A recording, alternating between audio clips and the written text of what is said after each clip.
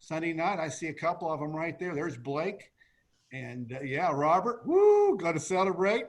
And we'll call them the Holy Most Reverends now. And we celebrate with them. And I think Tim's wife, Penny, she got a certificate. Oh, there she is. She got her first certificate. So Justin's up there. And yeah, he's a Rev now. So congratulations. I think I've seen everybody. Congratulations to all of you. It was great. And John Hune got his first license. And John is preaching several Sundays in a row now up at Ozark. And if the Lord is working that out, he may be looking at maybe taking that church over in the process. We'll see how that all goes. Same way as going over at Iola. Austin Hendricks is preaching every Sunday now for his grandfather.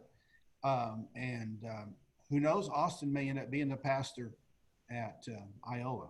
Who knows? All right. We're working on, I'll meet with the Marshfield board tomorrow night. Gerard has an interview. Gerard has an interview on the way home from Marshfield. So that'll be in the car on the phone. And then Nevada has one Thursday night. That'll be when I get home. And we're working on finishing up with Mount Vernon has one Sunday. Tim, don't look at me like that. I'm trying to think. It's Tim Hardiman. Where are you going? Tim is interviewing with the board at Mount Vernon this coming Sunday, and we're working with Galena Park Hill, and the Lord may have helped us there. So we've got some people lined up different places and all kinds of stuff going on. So you be praying for us that God will give us the right people in the right places. So, all right. Hey, I want to get started tonight, and I've got Kleenexes ready because for me, this is tender tonight. And I'm really not telling you anything tonight that you don't already know. I'm just reminding you of something that I don't want you to forget. And so if you need to be reminded of it, hopefully tonight you'll receive the teaching time. And if I cry a little bit here tonight, you have grace for me, okay? And I would appreciate it. I want to talk tonight as we're coming into Thanksgiving. I want to talk about the power of love. The power of love. So I've got 7 things, and I've got all kinds of illustrations, story at the end. That's probably where I'm going to barely make it through. So thanks for joining us tonight. So as we talk about the power of love, the first thing I want to say is that love is both a noun and a verb. It's both a noun and a verb. It's something you do, and it's something, whoa. Oh, there we go. And it's something you have, okay? And some folks have never experienced it. When you talk to some folks, it's been a tough time for maybe some of them. And maybe they've never found themselves attached to it. The whole concept of love and being loved. And so the noun and the verb action, maybe in some of that, they've never been a part of that. But love is both a noun and a verb. So it's something you do, and it's something that you can hold on to and you can possess. Number 2 is that love hurts. Those of you who are in junior high or in elementary, when you had your first girlfriend or boyfriend and they broke up with you and you walked away and you told all your friends, I'm never gonna like a boy, I'm never gonna like a girl ever again. So help me, never. And then 3 days later, you were enticed again. So with all of that, hey, Bill and Ange, let's just stay with the video and let's bypass that PowerPoint, okay? Let's do that tonight. Let's just stay with the screens. There you go. Let's just stay there tonight. So junior high was all quite an experience. You probably had a boyfriend or girlfriend that you left and your heart was broken, and then you saw somebody else walking down the highway or on the road or down the hallway, and everything was wonderful. It was great. Some of you have gone through divorce. You've loved somebody, and recently I've been working with a pastor, actually 2 pastors recently, who've gone through recent divorce. They love their spouse, but something happened, and that love that they had so strong for years. Something happened and their life was just shattered. Their heart was broke. And sometimes when that happens to all of us, our hearts are broke. It's hard to put the pieces back together again.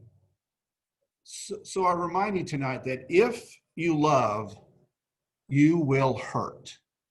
If you love, you will hurt. And sometimes that'll be by the people who are closest to you. We often talk about our spouses when those who are closest to us can hurt us the deepest. And so I'm just reminding you that if you love people, if you risk loving people, you are going to get hurt no matter the situation. Number 3, love takes time. Love takes time. In the Jewish culture, a lot of the marriages were arranged, and I've been doing some study on some of that, and it's kind of interesting how those arrangements would be made. And really, the young couple, they might not even know each other, or at best, they were just simple acquaintances. But that marriage was arranged. It was part of their custom. And so what would happen eventually over time, that man and that woman would fall in love with each other. And the longer the relationship went, the deeper the love became in their journeys. And I think that's probably true for all of us. Dylan is getting ready to be a daddy, and looking here on the screen, and been married for 2 or 3 years. Blake, about the same, but he is a daddy. I guess in one way, Dylan already is a daddy. We'll say it that way. He already is a daddy. But those things, as the babies come, and it's hard to believe that you can love something so deeply and so honestly with all of our journeys. Now, there have been times when I probably wanted to kill my kids also. So you may have felt the same way at times, and God's grace kept you from being in jail. But the longer that goes, the more you love your kids, no matter what they've done. Number 4, love is expensive. It costs all kinds of things for us. When Ron and I were dating, and she didn't have a whole lot of money, she, right after we got married, basically, she cross-stitched this. Now, for those you ladies who have done this, if you can see this, you can see that it's the small cross-stitch. It's very detailed. And now, for some of you guys, you're like going, really? You got that for a gift? What is your problem? Okay? But the deal was, and you know this, it's not this. It's the idea and the action behind this.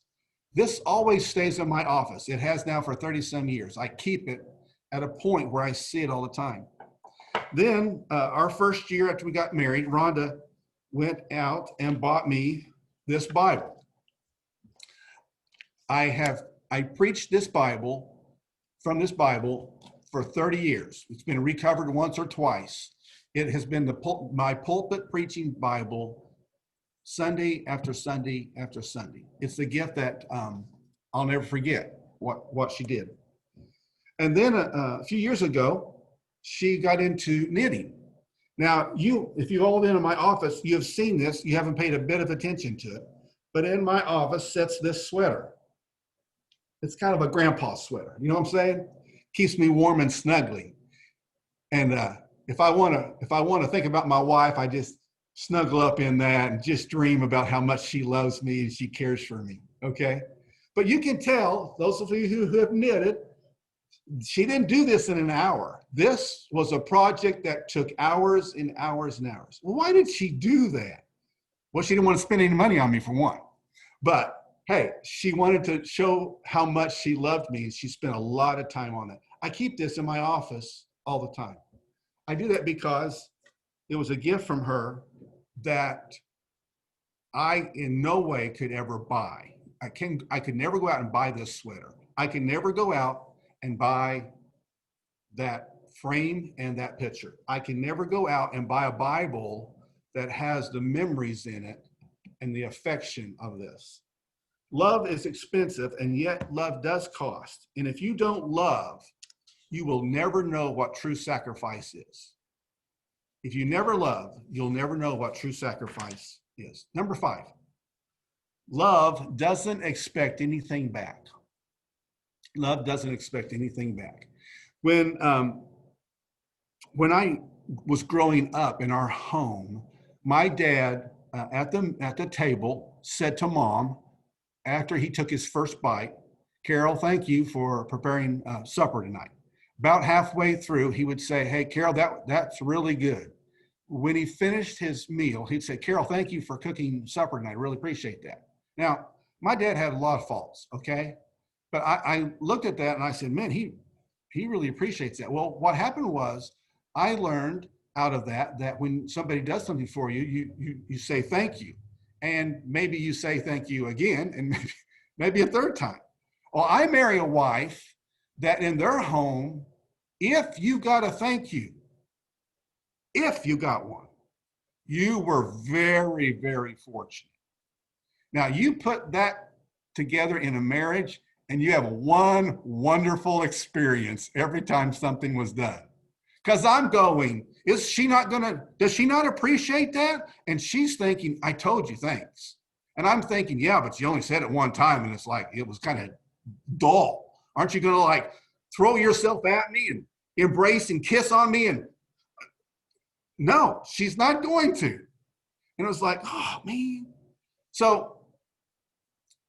So when, as we were young and had 4 kids, for her to have a time off, and some of you ladies will understand this, for her to have time off meant that I stayed home with the kids and she went to the grocery store. Okay, that was big time, the grocery store. So she would go to the grocery store, I'd stay with the kids. And so that meant, if you know me, that meant, okay, so mom's going to be gone 2 to 3 hours. That means we're going to clean the floor. We're going to check all the laundry. We're going to pick things up. And when she walks in, the house is going to look like it's been cleaned. Unbelievable. Dishes, the whole thing. It's going to be awesome. So, I mean, I was like a tornado. Kids, get out of the way. Come on, you help me do this, do this. And when mom came in, I was expecting her to jump in my arms and say, "You're my hero." She walked in when she said, can you grab that sack for me? We need to put that up over there, and this sack of groceries. And I'm thinking, did you not see the house? And she's going, what house? I got groceries. And she's going, in her mind, she's thinking, I do this every day. What's the big deal with you? Man, I would get so aggravated. You know, it's like, I was ready for a fight. Let's bring this thing on. You don't appreciate one thing. And what I had to come to the place in my journey was this. I had to do things for her without expecting anything back. Okay? That was in relationship. Now watch this. Watch this. That's what Jesus did for you and me. He died for you and me, and he didn't expect anything back. He did it out of passionate love for us. And it's awesome when you begin to think about, man, that's incredible. Number 6. Love runs deep in your heart. Love runs deep in your heart. I'm reading a Western right now, and we just found the gold deep into the mines. And man, it wasn't very good outside, and in the creek it wasn't very good. But when we got into the cave and down below, man, the ore is rich, and my Western guy, he's going to be rich, and it's going to be wonderful. It reminded me that love runs deep, and sometimes you have to go deeper than what you think you do to get it.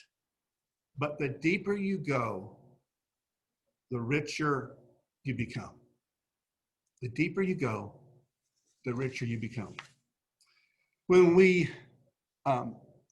those of you who were able to come to the funeral for Tracy, they gave us out Tracy's his isms. They call it the ISMS, Tracy isms. It's things that he had kept down for years. He would write down quotes that he would write, and his kids were writing them all down. And it's kind of cool, actually, to listen to all of that. Tracy was one of the guys and gals that when we would finish, like on a night like tonight, Tracy always texted me or called me. He either wrote me that night or called me the next day, and he would always say, man, that L2 last night, that was like incredible. Now, I don't know if it was incredible. You know, I just give my best, but to say that incredible, Oh, that helped me out so much. That's going to make a difference in my ministry. That's going to help my wife. That's going to help me. That's going to help my. He was always positive and always blessing me with a very kind word. So out of that, he writes, and I don't have time for all of them tonight, but I'm going to share with you, I think, eight of his quotes. Number one, bad habits are best not started. They're best not started. Number two, make decisions with God in mind. Number three, be slow to anger. 10 years from now, it probably won't make a difference anyway. Four, it is the steady effort that makes the biggest difference in the long run. Five, take the team with desire over the team with talent because you'll win in the long run. The next one, don't be first in line when it's time to eat. Next one, be a friend and you will have a friend. Look for a friend and you will be disappointed. Last one, it's not the start that is important. It is the finish that will be remembered. Those are just, he's got, I don't know, there are almost 50 of these on this page that they gave us that day. Love runs deep. Number 7, and love will make you better. You can't love someone and stay the same. Love will knock off all the sharp edges of your heart. Have you ever seen a really hard-nosed, hard-hearted grandpa with a granddaughter? I have. And I'll tell you this, that old hard, gripey man, when he holds that little baby granddaughter, something happens. And I don't know what the journey is, but I'm telling you, his old hard-nosed, blankety blank type personality is like, oh, isn't she so sweet? Oh, isn't she the most beautiful granddaughter in the whole wide world? And you're going, what in the world happened to this guy? Well, it's this little bitty baby that he's decided isn't so bad after all. Love will make you better. Love will knock off the sharp edges, and love makes you a better person. When you love, you will always be better. I don't know if you have read the book, Love You Forever. And if you'll indulge me tonight, I'm going to finish with the children's nursery book, Love You Forever. You indulge me tonight. A mother held her new baby and very slowly rocked him back and forth and back and forth and back and forth. And while she held him, she sang, I love you forever. I'll like you for always. As long as you're living, my baby, you'll be. The baby grew and he grew and he grew and he grew and he grew until he was 2 years old, and he ran all around the house and he pulled all the books out of the shelves and he pulled all the food out of the refrigerator and he took his mother's watch and he flushed it down the toilet. And sometimes his mothers would say, this kid's driving me crazy. But at night, when the 2-year-old was quiet, she opened the door to his room. She crawled across the floor. She looked up over the side of the bed. And if he was really asleep, she picked him up and rocked him back and forth and back and forth and back and forth. And while she rocked him, she sang, I love you forever. I'll like you for always. As long as you're living, my baby you'll be. The little boy grew and he grew and he grew and he grew and he grew until he was 9 years old. And he never wanted to come in for dinner, and he never wanted to take a bath. And when grandma visited, he always said bad words. And sometimes his mother wanted to sell him to the zoo. But at night, when he was asleep, the mother quietly opened the door to his room and crawled across the floor and looked up over the side of the bed. And if he was really asleep, she picked up that 9-year-old boy and rocked him back and forth and back and forth and back and forth. And while she rocked him, she sang, I love you forever. I'll like you for always. As long as you're living, my baby you'll be. And the boy grew and he grew and he grew and he grew. And he grew until he was a teenager, and he had strange friends, and he wore strange clothes, and he listened to strange music. And sometimes the mother felt like she was in a zoo.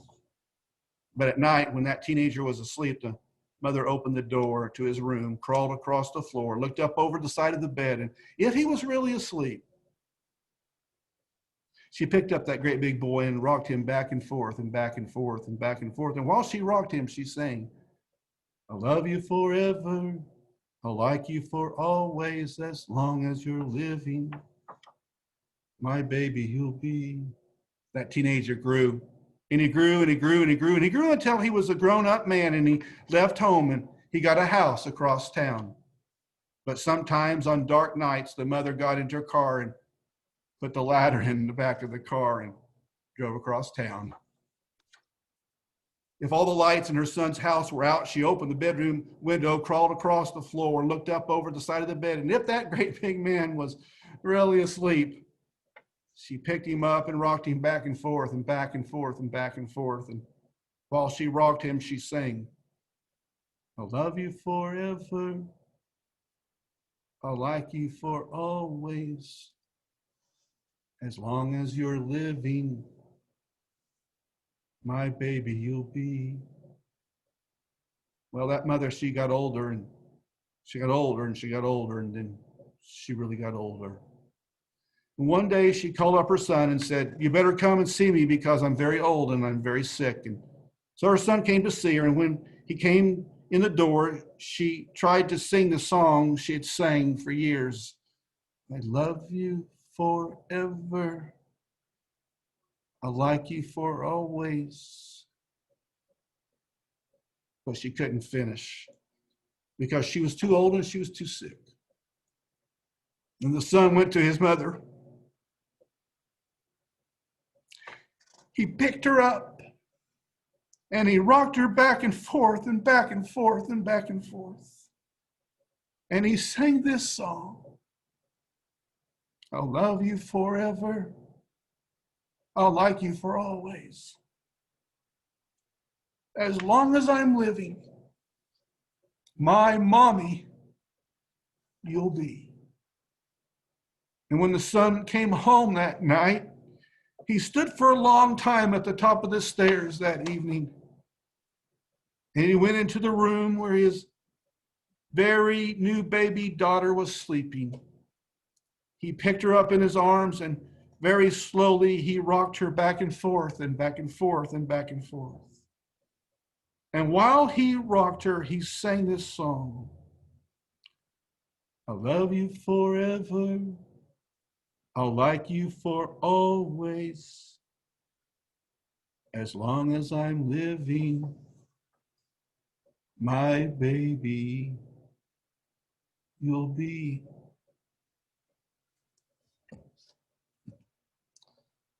Loving people isn't so bad. Hold on to them, love them, and be thankful.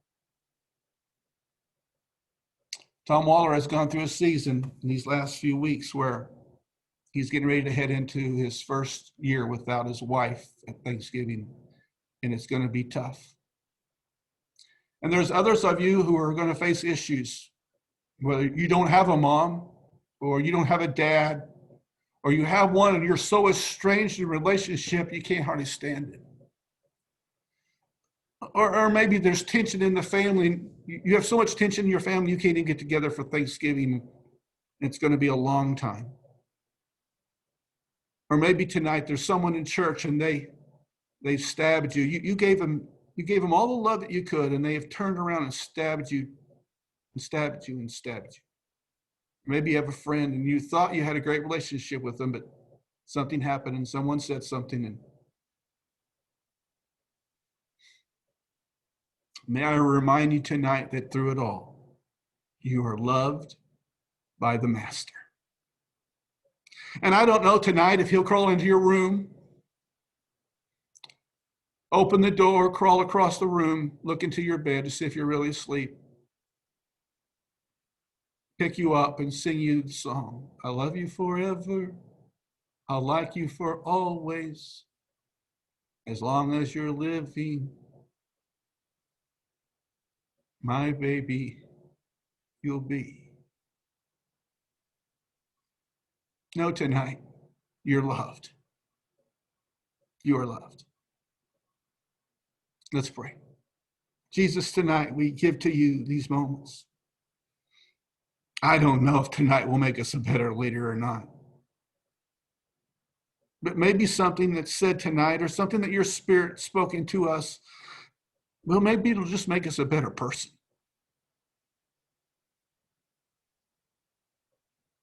Fill the void that those who will not see mom, like Dylan, in this season, tension in the family with dad. I pray, Father, that you'll be with men and women like Dylan who have this strange relationship with mom and dad. Be with Tom and others who've lost their wife or their husband. And it's going to be a lonely, very difficult season. Be with those who have kids, but there's so much tension in the family that they can't even get together this season. I pray, God, you bring healing to that. And for those who have the little ones like Blake, help Blake to hold those moments deep in his heart. And may he learn to sing, I love you forever, I'll like you for always. May he enjoy the moments. So Jesus, we love you. Jim Dillow used to say, thank you for loving us. Tonight, we're thankful for your love and your passion. Bless our wonderful pastors, their leaders, their hearts. Fill every need they have. And may the presence of the living Christ be all they need in the days ahead. As we do our best to love you and to love each other. In the name of the one who is love, we pray tonight. Amen and amen. I wish God's blessings on all of you in this season. Know you're loved. Know you're cared for. If I can do anything for you, you holler at me, okay? Have a great Thanksgiving and take care of yourself. Good night. Thank you, Phil. Happy Thanksgiving. Thank you. Blessings, Phil. Thanks, guys. Thank you. Happy Thanksgiving. Hey, blessings. Blessings, Phil. Thank you, guys. Thank you. Happy Thanksgiving. Thank you, Michael.